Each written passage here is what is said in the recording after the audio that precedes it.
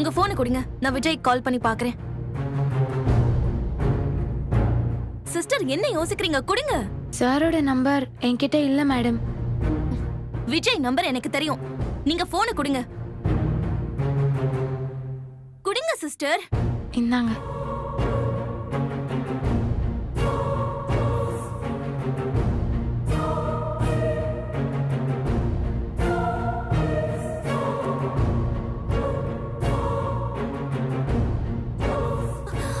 Hello Vijay. Vijaya? இல்லங்க, wrong number.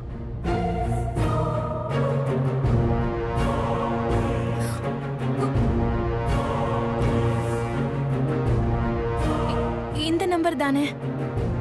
ஆனா wrong நம்பர்னு சொல்றாங்க.